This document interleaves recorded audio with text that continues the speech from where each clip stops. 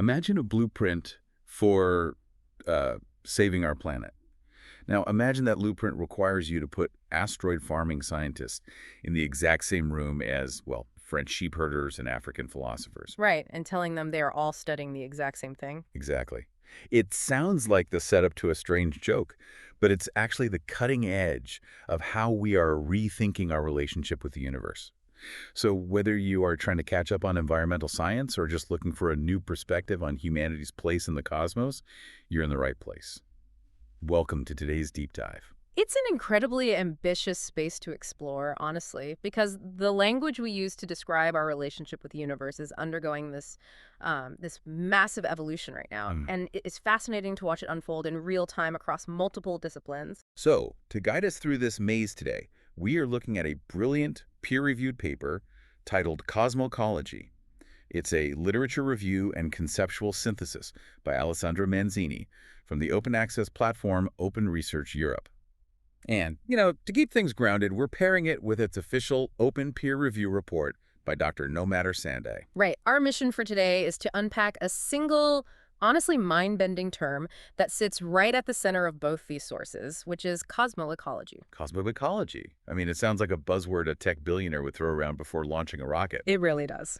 But we're going to explore how wildly different scientific and philosophical fields use this exact same word to mean completely different things.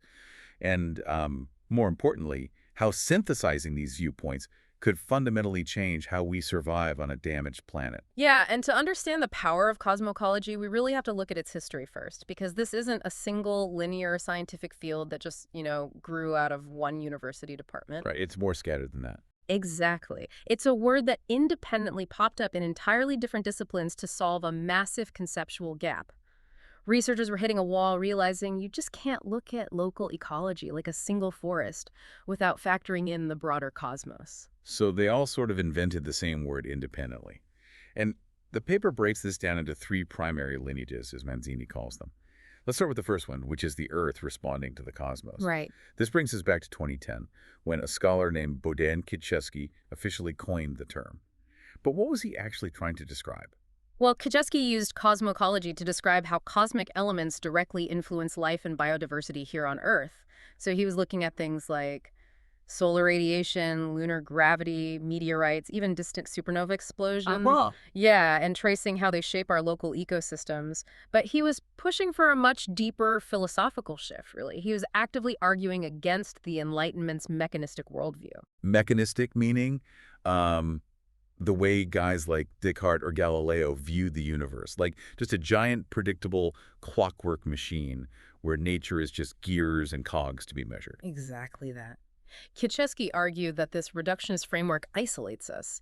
He advocated instead for an organic understanding of the universe, bringing back this old, somewhat mystical concept of the world soul, or anima mundi. Okay, the world soul. Yeah, he suggested that the human soul and the cosmic order share a deeply interconnected sympathetic relationship. So the cosmos isn't just, hitting us with space weather. It is an active participant in our biological reality. Okay, I'm tracking with you so far. But then the paper introduces the second lineage, and it's a massive pivot. I mean, we go from earthly biology to Michael Mautner, who works in astrobiology and space science. Yeah, so if Kitschewski is looking at the cosmos acting on Earth, Mautner flips the camera completely. He looks at humans acting on the cosmos. Mautner's version of cosmoecology is about extrapolating the relationship between life and resources to a universal scale. He is literally calculating the biomass yields of carbonaceous asteroids. Wait, I have to stop you there. How do you calculate the agricultural yield of an asteroid? Is he just guessing? No, not at all. Mautner actually took material from carbonaceous meteorites, which are basically fragments of asteroids that have crashed to Earth, ground them up, and extracted the nutrients to create a liquid medium. Oh, wow. Yeah, and then he introduced Earth microorganisms into that meteorite extract to see if they could survive.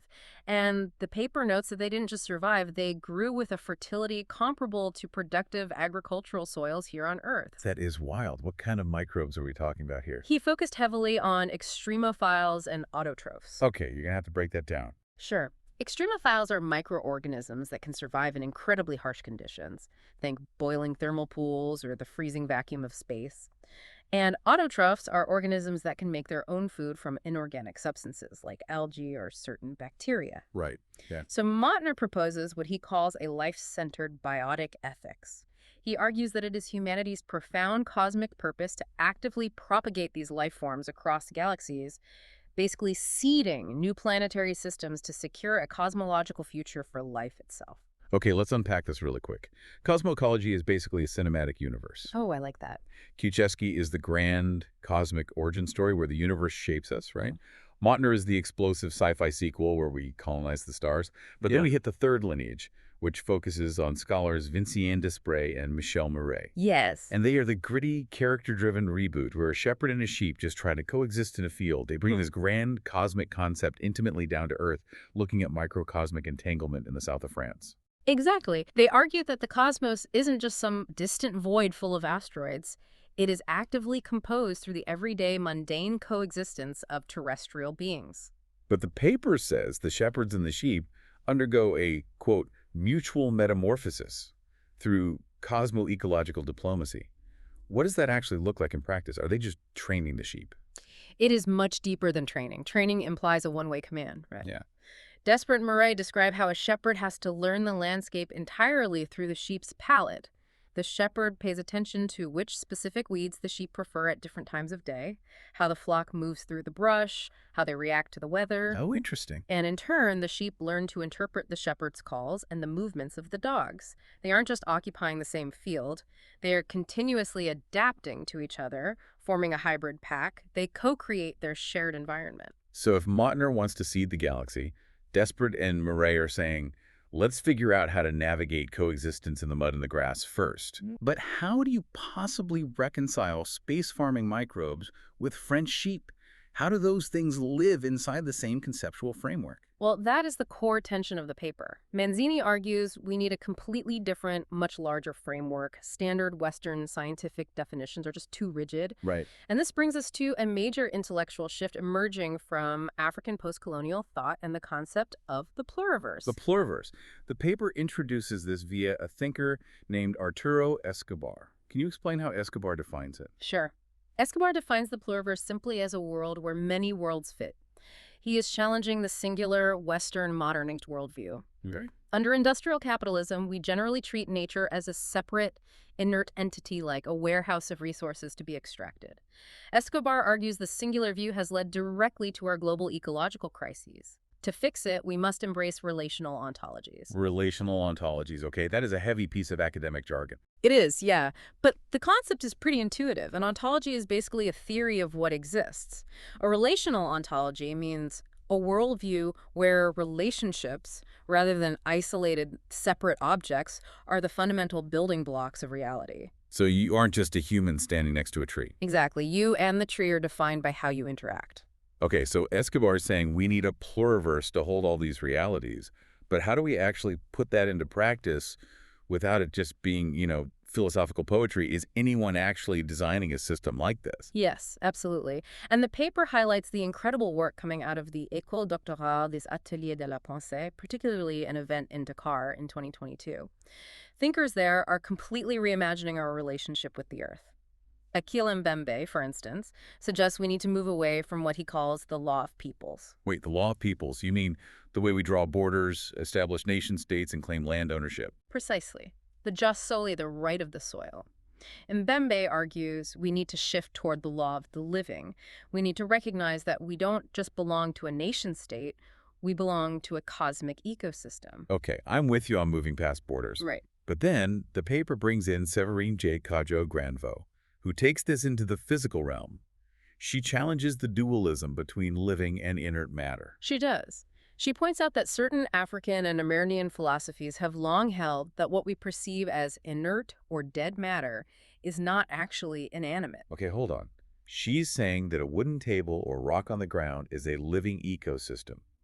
I think a lot of listeners are going to have a hard time wrapping their heads around that. How does the paper justify that? I know, it is a massive leap for the Western mind, but the paper points out that quantum physics actually backs this up. Wait, really? Yeah. When you look at a solid rock or a wooden table at the subatomic level, there is no solid matter. It's mostly empty space filled with continuous movement, vibrating fields, and shifting energy. Wow. Right. The illusion of solidity is just how our human senses interpret that vibration. So Kojo Granvo is arguing that if everything is constantly moving and reacting at the quantum level, then the universe is a life-generating ecosystem, not a collection of dead objects. Which brings in Phil Wine-Sarr's contribution, which really grounds this. Sarr points out that a society's cosmology, like its overarching explanation of the universe, isn't just theoretical, it directly dictates its daily economy. Yes. Wait, so what does this all mean for the real world? Are these scholars saying that our imagination of the universe isn't just poetry, but the actual blueprint that dictates our political and economic systems? Like, if we change the story, we literally change the economy. Exactly. It's like the operating system on your phone. You don't see the cosmology, the OS, but it's the underlying code that decides which apps or which economic models are even allowed to run. That is a perfect metaphor. If your societal operating system tells you that nature is an inert, dead object, you run the industrial capitalism app, which leads to environmental degradation. But if your operating system tells you that the forest is an extended community of living entities with their own agency, your daily actions become based on reciprocity and mutual aid. Yes, exactly. So if you're listening to this right now, think about the company you work for. Is it built on an extractive cosmology or a reciprocal one? But let's move from philosophy to empirical evidence. Does this actually work? The paper brings in data from the Spiral Project, which analyzed 73 different societies. What did they find out about how this works on the ground? Well, the Spiral Project focuses heavily on spiritual landscapes and ecospiritual practices. And it turns out this reciprocal cosmology is highly effective for conservation. Really? Yeah, in many indigenous and traditional societies analyzed by the project, forest reserves are not maintained by top-down government fencing or park rangers issuing fines. So how do they stop people from just chopping down all the trees? They're maintained by customary law, taboos, and deeply held myths. For example, a community might set aside a specific sacred grove as a reservoir for ancestors and forest spirits. Okay. The taboo mechanism dictates that entering this grove for logging or hunting will anger the spirits and bring ruin to the village. Because the community truly operates on this cosmoecology, the taboo is universally respected. Wow. The landscape itself is understood to be entangled with the human ecology, and these areas remain pristine without a single physical fence. And they use traditional calendars that align with the reproductive times of non-humans, basically waiting to harvest until the ecosystem regenerates. The paper uses another heavy term to describe why this works, which is cybernetics. It references the anthropologist Gregory Bateson. But what does a 20th century systems theory have to do with a sacred forest? So Bateson studied how systems regulate themselves. Specifically, the paper touches on second-order cybernetics. Okay, what does that mean? In first-order cybernetics, you are an engineer looking at a machine from the outside trying to control it. But in second-order cybernetics, the observer is inside the system they are observing. Here's where it gets really interesting. It's like viewing a forest, not as a warehouse of timber we can manage on a spreadsheet, but as an invisible, highly complex social network. The trees, the animals, and the more-than-human entities are all active users. And humans are just trying to participate without having the admin password. Exactly. I love that analogy. Because we are inside the system, we can influence it, but we can never fully control it. The system is just too complex. Right. When traditional societies use ecospiritual practices, they are essentially accepting that they don't have the admin password.